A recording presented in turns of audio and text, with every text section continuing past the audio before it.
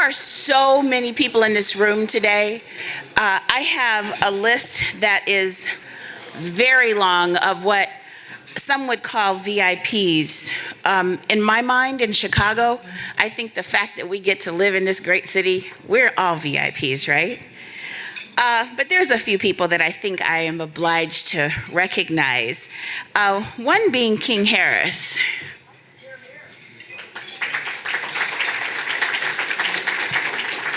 A Chicago institution, not just King, but his family and everyone else. I see Arnold gets the pleasure of sitting next to him. And is Israel here? His name is down, but I don't see him. Okay, well, he's not here. All right. Oh, he is here? Israel Rook, are you here? Okay, he's on his way.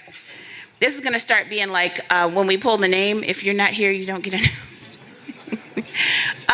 But thank you all so much for being here today. Again, we do not take for granted anyone who's in this room. We know that you've taken time out. Historically, the City Club of Chicago met for 90 minutes. It was 100 and some years ago, and I promise you, no one that looked like me was in the room.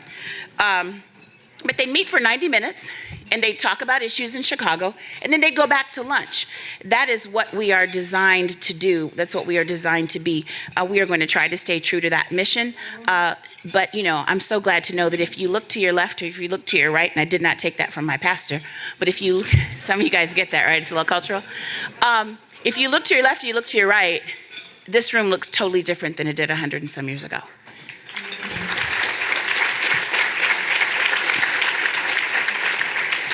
Our aim is to look like Chicago and Chicagoland, and our Vice Chair, Dan Gibbons, reminds me of that all of the time, and that is our mission and our goal. I am going to introduce one person on this panel, and then we are going to move. Adrian will carry it from there. Deborah Gorman-Smith is the Emily Klein Gidwitz Professor and Dean of the Crown Family School of Social Work, Policy, and Practice. She is also the practice investigator and director of the Chicago Center for Youth Violence Prevention, one of 6 national academic centers of excellence funded by the Centers for Disease Control and Prevention. The center, based at the Crown Family School, is devoted to studying and stemming the underlying causes of youth violence through evidence-based collaborative interventions that focus on family and communities, linking them with schools, the justice system, social service agencies, and policymakers. She has published extensively in areas related to youth and family development, including the relationship between neighborhood characteristics, family functioning, and risk and the effects of family-focused, school-based, and community-level violence prevention programs. She is an elected member of the American Academy of Social Work and Social Welfare, not warfare, a current fellow, and the past president of the Society for Prevention Research. Before she comes up, let me just say, there are cards on the table. If you have questions, if you're smart, you've already written your question out, and one of our folks will get them, MB or Amanda or someone will grab the question for you. If you get your question in, we are going to do our very, very best to get to them, but it's a panel, and you know they're going to have a lot to say. Can't wait to hear them. And then I think Dan took care of the rest of the housekeeping. So at this time, I'm going to ask Deborah Gorman-Smith to come up.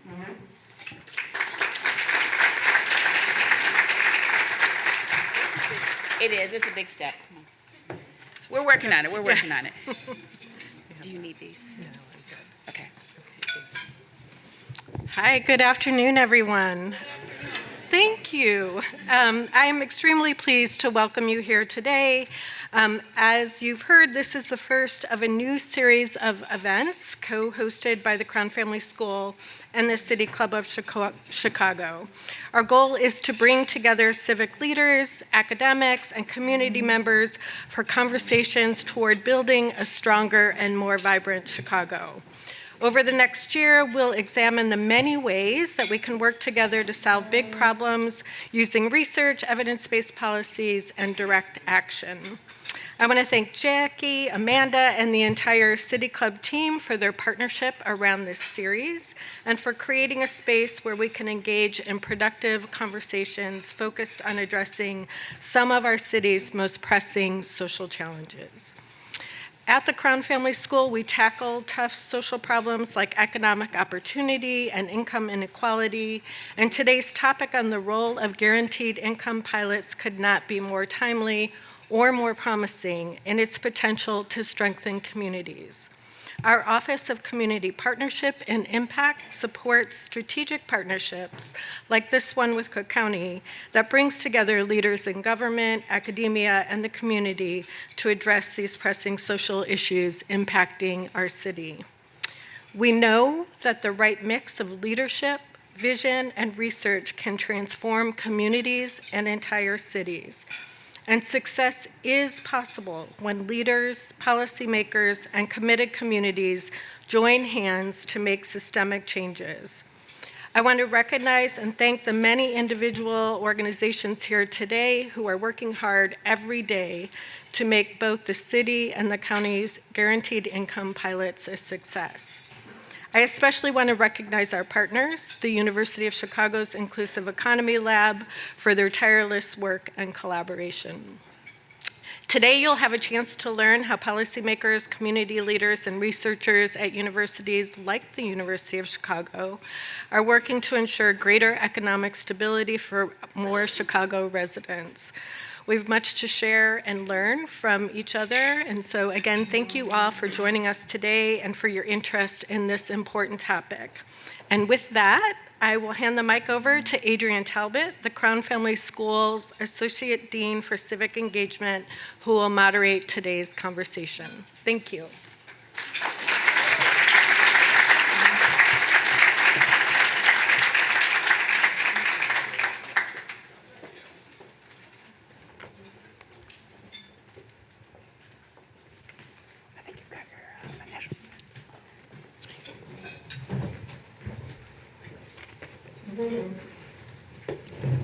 Sure. Good morning, afternoon, Afternoon. happy lunch.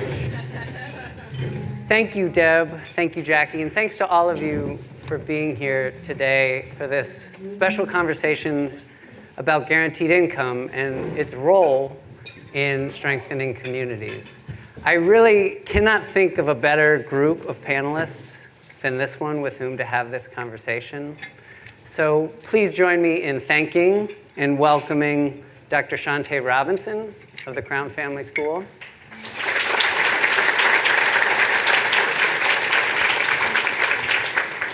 Cook County Board President Toni Preckwinkle.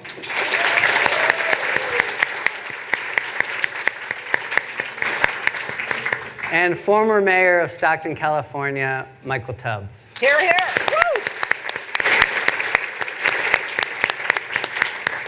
Michael, I want to start the conversation with you, and I want to acknowledge how far you've traveled in such a short time. Michael took a red-eye flight from San Francisco last night, and while we hold you responsible for single-handedly bringing in the Chicago winter with your arrival, we're grateful for the effort you made to be here today. In 2016, at the age of 26, you were elected the youngest ever mayor of a large American city. In Stockton, you put into practice the first ever mayor-led guaranteed income pilot and have since gone on to found an organization called Mayors for a Guaranteed Income, which is a network of mayors doing similar work in communities across the country. We'll get to that work in your time in office and your view on the movement from here, but I actually want to start, if we may, by asking you about your childhood. I think your personal story provides important context on the conditions that make guaranteed income a potentially effective tool to address poverty. If you would, and I feel comfortable asking you this because you've written such a good book about this, and we'll talk more about that, tell us about your childhood. What did it teach you about the broader social forces that impact individuals' economic security? And how did it shape your view of the role that government can play in addressing poverty? Let's start with an easy question, why don't we? After the a two-parter too, boy. It wasn't even, but first of all, so great to be back in Chicago.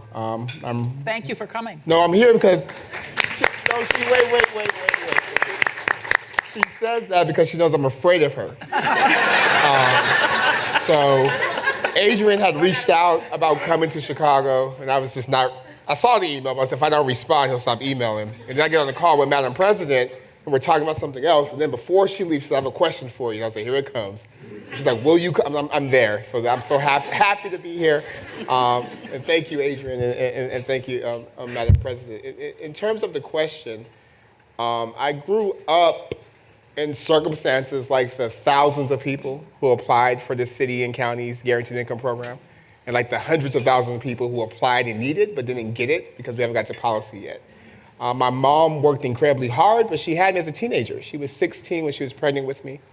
My father was incarcerated, has been incarcerated for 30 of the 32 years I've been alive.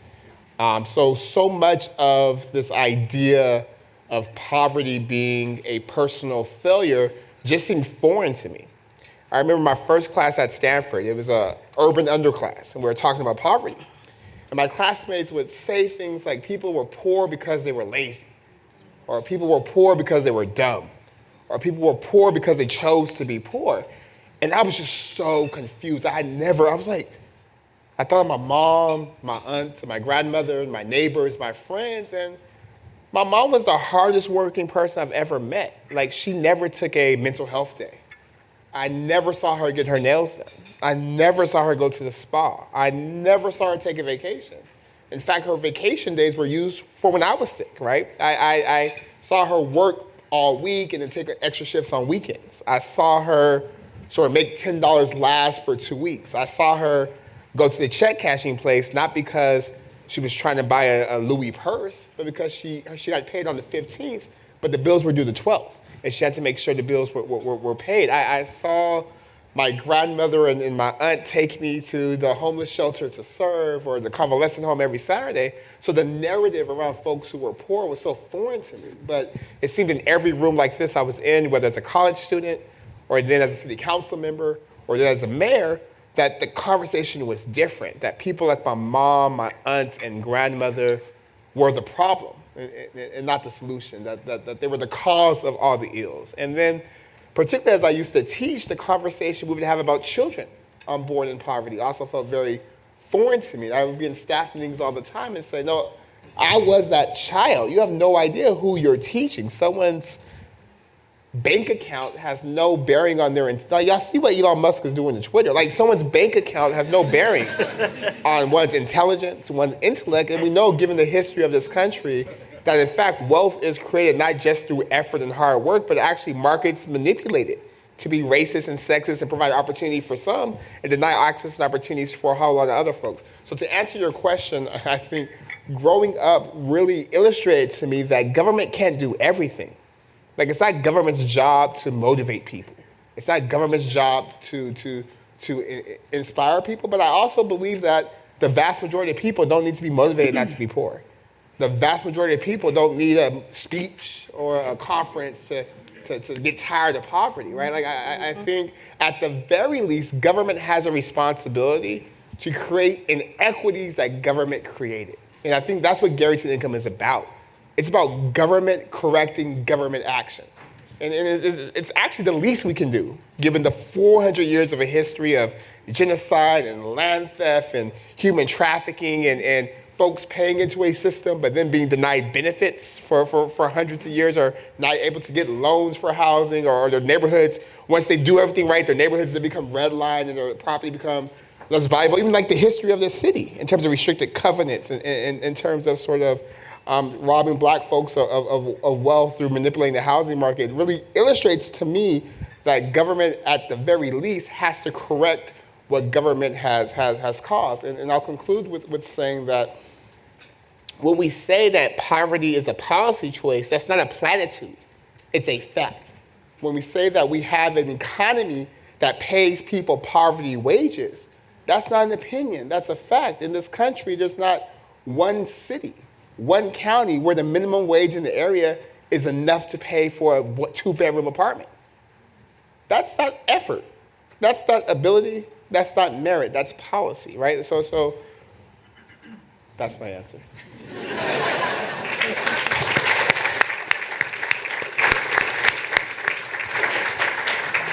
It's a great segue, President Preckwinkle, to a question I wanted to ask you. I think we are all pretty familiar with the really profound ways that the COVID-19 pandemic has exacerbated social inequality in our communities. I've heard you say several times in recent months that you think government, and local government in particular, is up to meet this moment. And so I'm curious why, of all the policy tools that you have at your disposal, I guess including the capacity to scare Michael Tubbs into coming to Chicago. Not a bad thing. No, pretty effective. Why guaranteed income? Why is this the primary tool that you're using, along with your team, to address the impacts of the pandemic? And if you would, walk us through the county's pilot, its basic parameters, and what we can expect to see in the months ahead. A simple question, thank you. So first of all, I want to begin by thanking President Biden and Congress for the American Rescue Plan Act, ARPA. As all of you in this room probably know, the county got $1 billion to help recover from the pandemic. The city got $2 billion, and the state of Illinois got $16 billion. It's the biggest investment that the federal government has ever made in our residents and our local governments in about 100 years since the Great Depression.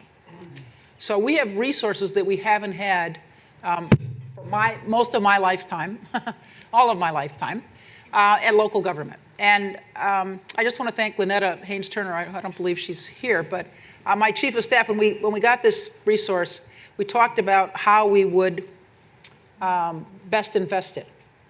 And I want to talk about the way in which we're using the resources as investments. And her comment was we have to do a lot more outreach to figure out where people are, not just our commissioners, not just the advocates that we work with all the time, not just our delegate agency community, but to the people as a whole, to figure out kind of what's on their mind and how they want to see us invest this money. So we did a lot of town hall meetings with our commissioners. There was a survey of county residents. Anybody could participate. I think 3,000 people did, which is pretty good. We did a lot of work to try to touch as many people as we could and ask them where we needed to be investing this money. And the first thing that came up, frankly, was behavioral health investments. Dr. Joshi is here from our Cook County Department of Public Health. I'm sure that doesn't surprise him. But across the board, whatever community, wherever you went, affluent communities, communities that have historically struggled, people said the pandemic has exacerbated our behavioral health challenges, whether it's depression, whether it's anxiety, whether it's opioid addiction. And by the way, more people died last year in Cook County of opioid addiction than accidents and murders combined. So behavioral health was the first thing that we said we needed to invest in, and that, as I said, came from everywhere. And then as we talked to advocates and folks that we work with in a variety of social justice arenas, the other thing that bubbled up, of course, was guaranteed income. And the third thing is medical debt. So we're only going to talk about guaranteed income today, but I want to acknowledge that this was a three-legged stool in terms of where people felt we really needed to make investments. Now, I have to say I'm a history teacher. Martin Luther King talked about guaranteed income 50 years ago. And so did the Black Panthers. Actually, the Black Panthers said everybody ought to have a guaranteed job by the government or guaranteed income. And of course, they were right. And they got assassinated for it, but that's another story. Anyway, I think it's really important that we, as a country, commit to supporting our people. I taught geography, history and geography. And I would always ask my students, okay, what's the most important resource any country has? And, the kids would say gold or some kind of precious metal, or sometimes they would say oil, or the ones who were thinking a little further ahead would say water. But as we talked more and more about it, we would come down to the most important resource any country has is its people. And we don't in this country invest in our people. We surely don't invest in our families, but we don't invest in our people more broadly. And this is a way for us to invest in our people, to provide some financial stability for folks. And I would just say we got 3,250 people in this pilot. And we had, I don't know where Pete Saboviak is, our lead person on this, I think 240,000 people applied or something like that. Close, okay. More than 200,000, that's safe. More than 200,000 people applied. And we set the threshold at 250% of poverty. And we had, I think 36% of the people in Cook County would have been eligible for the program. Now, in this room, that might be astonishing to you, but 36% of the people in Cook County would have been eligible for this program.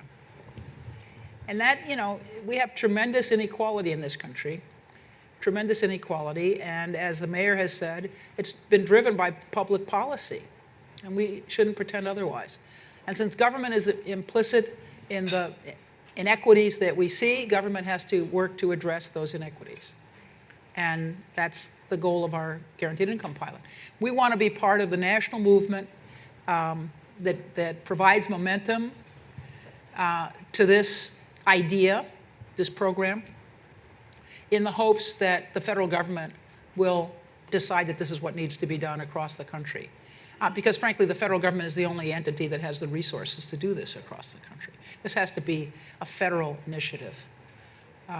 So I'm hopeful that we'll see the same kind of positive results that we saw in Stockton and elsewhere in the country in our program, and that we'll be part of what will become a national chorus, that this is federal action that needs to be taken. And I'm grateful to all my staff who've worked so hard on this, and to our partners who've come to the table with us to help us implement it. So. Thank you. And thank you for mentioning results, which brings us, Dr. Robinson, to this issue of impact. I want to ask you, I think we've heard from a lot of elected officials who are leading guaranteed income pilots that they're committed to do the work, rooted in data and guided by evidence. You're working with our partners at the Inclusive Economy Lab on a really robust and thoughtful research agenda. Can you tell us what are the big questions you're asking? How are you going about asking them and answering them? And what can we all hope to learn from the work you are doing? Certainly. Thank you all for having me here. And I'd like to also acknowledge that there are 3 public school educators here on the stage. All 3 of us had our beginnings in teaching high school. And so everything I say will be embedded in my historical past of teaching some of the most marginalized young people to chase their dreams, and knowing that for me, it was made possible by education, and for a lot of them, that's where they're putting their entire stock as well. So when we think about initiatives and programs like the Cook County Promise, and how those programs sometimes often become policy, we want to make sure that our policies are embedded in evidence-based research. Now, why is that? Why do we care about how research is informing policy? It's mainly because we don't want policy to be governed and created through ideology. And I have some students in the room who may say, well, didn't you tell us in class that all policy is ideology? Yes, and. Yes, and, right? So there's always the and. Yes, and. The difference is the ideologies that are pushed by good research are also ones that are embedded in theory and sound research design. And that's the difference. And that's something to be embraced. So some of the questions we're looking at in evaluating and creating really strong, rigorous research evaluations for the Cook County Promise is we have to figure out what kind of questions we want to ask of the program and of the people who will be benefiting, and for those who perhaps will not be benefiting from the program this first go-round, this first pilot series. Part of that is about family, investment. How do you plan to invest this money? And that's not a judgment question. That's truly an exploratory question of how will people use this money, right? And then we ask questions about confidence. Confidence not just in themselves, of they can reach the goals that they set for themselves and their families, but confidence in government, confidence in their connection to government systems, and how they see that changing potentially with this new government initiative. right? And we also look at hope and determination for the future. We also look at what other government programs are they currently enrolled in? And we do that because we want to know, how does this program compare, right? In the application, in the what do you call it, implementation of how they get the money, and then the outcomes of that. So it's a multi-tiered, mixed method, multiple method project, a lot of moving parts all at once. That includes a randomized controlled trial, it includes impact evaluations, it includes a really rigorous qualitative component, which I lead, which includes semi-structured interviews. I can go into very much detail about all of this, and would love to, any given time you all have lunch again. Just a hint there. But a lot of people coming together to create an evaluation that will push policy in ways that are embedded in people's experiences, people's lived experiences, and, as Madam President was saying, the role of government in righting the wrongs of previous policy. Thanks, Dr. Robinson. I want to remind folks, if you have questions, please write them down, hand them over to Amanda and the staff here, and we'll try to work them in at the end. I want to zoom out real quick, Mayor Tubbs, and ask you about what's going on across the country. I think the idea, as President Preckwinkle said, of a guaranteed income is not a new one. Martin Luther King, as far back as over a half century ago, was advocating for direct cash payments. But in recent years, the idea has gained a tremendous amount of momentum. Guaranteed income pilots are now active in 100 communities. Over 80 mayors across the country have embraced them. 100 now. 100 now. How did this idea, once a quixotic notion of a small group of progressives, become a national movement, and where does that movement go from here? Yeah. Well, actually, given we have a history teacher on the stage, Thomas Paine talked about guaranteed income as a founding father. In the Agrarian Revolution, he talked about the need to provide everyone with some sort of floor.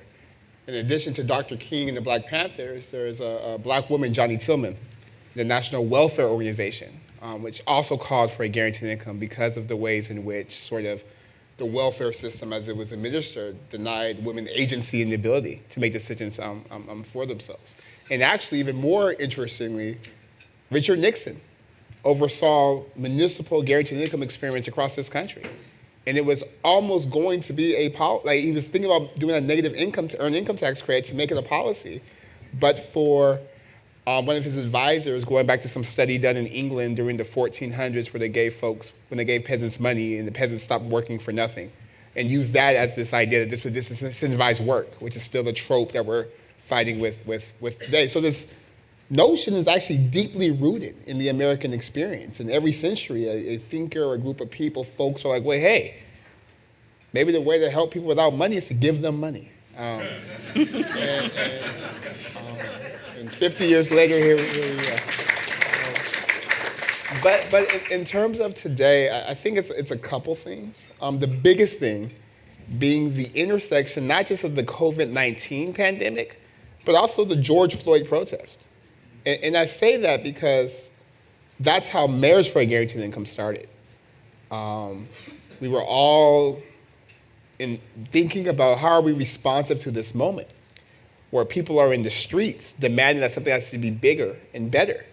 And I remember where Dr. King talked about guaranteed income and where do we go from here, his last book, that was written at a time when there were 120 racial justice protests in this country. So it wasn't like it was like a nice, calm environment where he wrote this book and said we need guaranteed income. It was a time of much turmoil and people demanding more, much like we saw in 2020. So I think it was in that backdrop, sort of elected officials became more expansive in their thinking because during the pandemic, they're like, we just gotta give people stuff so they stay home and shelter in place. But also I think a little bit more courageous and bold in saying we have to do something to address the structural violence. It's not just enough to address kind of police violence. We have to talk about those who are most impacted by police violence are also the most impacted by the violence of poverty, by lack of opportunity, by terrible schools, by failing the list goes on and on and on. So I think those two things collided and created a moment where folks were able to be more expansive and say, well, let's try something else because what's happening now isn't working. And then, in addition to the alignment of elected officials, you had folks receiving checks from President Trump. Like, I don't think y'all remember Trump held up the checks and said, do not give out one check unless my name is on it. Like, I want everyone to know I'm giving people money. And it became like, oh, wow. And there was no debate. Folks were protesting elections, tried to do a coup on the Capitol, but no one protested the stimulus checks. No one was burning even people that know they didn't deserve it because they made more money than the year before and had the PPP loans and everything, still were taking their stimulus checks and their child tax credit. So I think people were receiving cash for the first time. And I think all those things collided and created an environment where the moment matched, the energy matched the moment. And I would also say, particularly in Chicago, the leadership of Madam President, but also Economic Security Project Illinois. I remember being here in 2017, or 18, when we had just announced that we were doing a pilot in Stockton before we did it, and the Chicago Trust had a task force set up, thinking about, okay, what would the guaranteed income look like in Chicago? And my good friend Sarah is here from Give Directly, and they have been doing cash disbursements, not just in the United States, but across the country, across the world. So I think there was a lot of work happening before, and I have to give a shout out to Economic Security Project broadly, who funded the Stockton work, who has a group called the Communities of Practice of non-government leaders who are doing guaranteed income pilots. I think sort of the leadership of elected officials. We have 100 mayors under the leadership of Madam President. Next year we'll be launching a counties for a guaranteed income counterpart. So that was a long answer to say the pandemic and racial justice. No, it's helpful. It's helpful not least because you've helped us understand that there's really a confluence of factors at play here that give guaranteed income real potential to dismantle poverty. There are surely challenges in front of us. And I wonder, President Preckwinkle. Wait, can I say one more thing? Yeah, sorry. Absolutely. No, because I think when I could see thought bubbles in people's head, like this seems like another 50 years it's going to take. But remember, literally last year, we had a child tax credit, which was a guaranteed income for families with children. And we did that at scale. So every family making $150,000 or less, which wasn't everybody, but it was a whole lot of families. And we were only one vote in the Senate short of that becoming law last year. So when we talk about movement and momentum, it's not like a 50-year, it's literally a child tax credit that we tried, that we've studied, that people have campaigned on, that we are one vote away. We're a couple votes in the House away now from that being policy, and that's how close we are. And I think that's why there's an urgency to this conversation. I think that's why there's an urgency to this moment. I think that's why you have leaders going big and bold and saying, no, we're going to show you we can do it locally, because we were one vote short of a national guaranteed income, at least for families with children in this country, just last year. And just to add, research at the time showed, statistic analysis showed that one intervention kept millions and millions of families out of poverty. Children. Children out of poverty, just like that. And just like Mayor Tubbs says, it can be one election cycle away from happening. I'm glad you brought it up. Stop reading our thought bubbles. But you bring up this question about sustainability. I think we all are excited by federal programs that come online, and you've promised that the Promise pilot will be sustained. How does a program like this one, which right now is funded by a one-time injection of federal funds, become a permanent one? Well, we've committed our cannabis resources to the program, and we're looking for other revenue streams. But our commitment is that we'll continue the program after the pilot. We're assuming that we're going to see good results. Thank you, and make the case for it. But we've committed resources to continuing the program. That's great. Thanks. And we all have a role to play. I think we probably have time for one more. Wait, I'm sorry. I'm going to let you do your job. But I just want to underscore that because it's easy to do pilots with someone else's money in particular. Like, it ain't my money, it's federal government. Run it, go ahead. the fact that there's a commitment from Cook County and the leadership in Cook County to identify a revenue stream is actually sort of further along than 99% of other cities and counties in this country. So I know we talk about things that aren't working, but I think we should all take a moment and just acknowledge the leadership, the foresight, and the real commitment beyond the pilot to make something happen for folks in poverty in Cook County. So thank you for your leadership.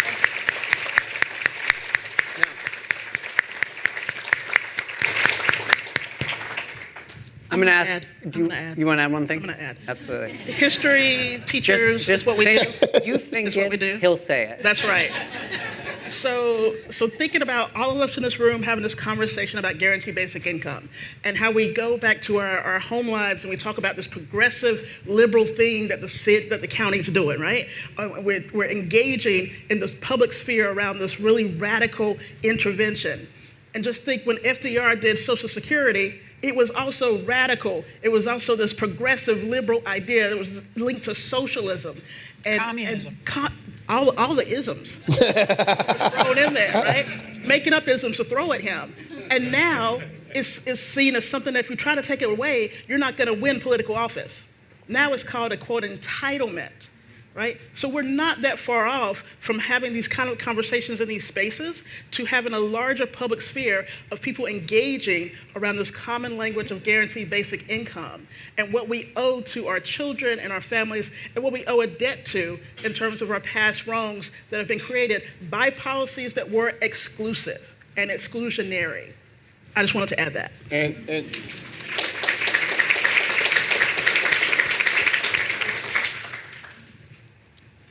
okay.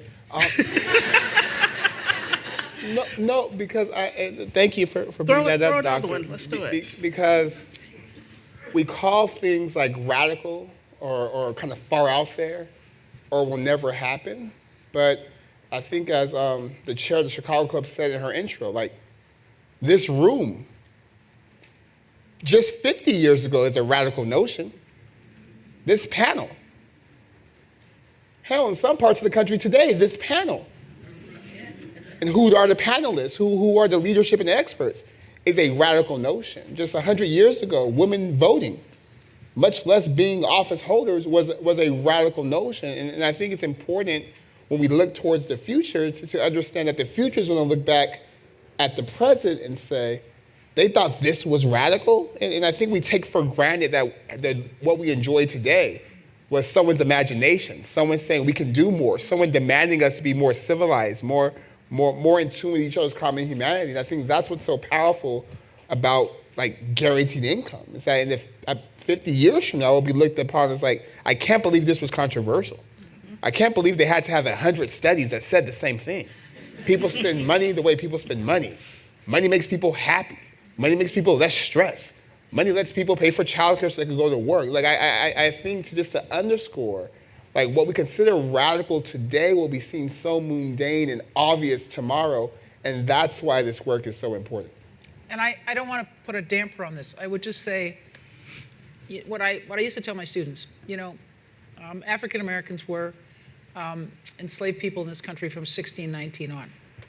And it was 250 years, basically, before slavery came to an end with the 13th Amendment and the Civil War. But all of the time, from the very beginning, there were people who said this is wrong. People who said we shouldn't enslave other human beings. And they didn't live to see the end of slavery, but they worked their whole lives to try to abolish slavery. Likewise, in the women's movement, women worked for more than a century to get the right to vote, which finally came in 1920, the year my mother was born. So, I mean, while I am encouraged by Mayor Dobbs' enthusiasm, I would caution us that even if this doesn't happen in the next year or two, it's something that's worth working on and devoting our time and energy to, and passing the torch to the next generation if it doesn't happen in our lifetimes.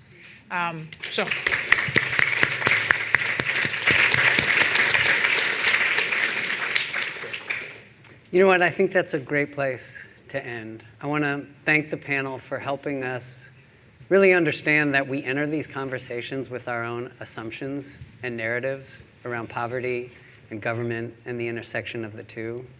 And I think I speak for most of us in this room to say that if we get this right, it will really transform our understanding of poverty and better equip us to dismantle it. So thanks to all of you in the room who are doing this hard work. Thanks to you three for being part of it. Thank you for scaring us into ending on time. And we look forward to seeing you all for our next event. Thank you, Adrian. You killed it, man. You killed it. Thank you, Adrian. We like to usually open it to questions from the audience, but you did such a fantastic job of asking and all of you answering. And of course, Madam President, we want to get out on time, so we can all get back to work. So we will leave it at that, and thank you all, especially the teachers, for teaching us some amazing lessons. Dr. Robinson, President Preckwinkle, Mayor Tubbs, for your travel here to Chicago. You're welcome back anytime. And of course, Adrian from the Crown Family School. So thank you, not only for your remarks, but really in the lesson, but for all of the good that you're doing for our great city and county and country. Thank you. We'd like to invite you all back, hopefully to discuss results next time, and see where this has come. So we will invite you back. I'll ask Jackie to come up, and we'll present a membership, one-year membership to each of you to the City Club, and hope that you'll come back on a very regular basis. We're gonna just discuss some not so radical ideas that we're gonna look back and realize that we were right in the middle of these incredible conversations. So thank you. We do have a number of upcoming programs. For those of you who don't get the free one-year membership, there is a QR code on your table. Please sign up. We've got some great things coming. A couple that I think President Preckwinkle might want to join us for. Some topics that are incredibly relevant today and tomorrow and in the coming months. So please sign up, come back. Before we go, and Jackie, I'll ask Jackie to come up so we can present these to each of our panelists. But we also have to pick the raffle, most importantly. I'm going to ask King Harris to do this. Oh, that's it. Jackie's going to ask King Harris to pick our raffle. So we have, thank you to our friends at Chicago Cut, a gift certificate. Mr. Harris is going to pick the winner. And I know it's hard to get in there, so please. Yeah. And Lawrence Richardson from Huntington. All right, Lawrence. Lawrence, give me a call if you need help making the reservation. We have friends over there. Thank you. Thank you, Jackie. Thank you, Mr. Harris, for all the good you do. And thanks again. City Club is adjourned, and we hope to see you all very soon. Thank you to our panelists.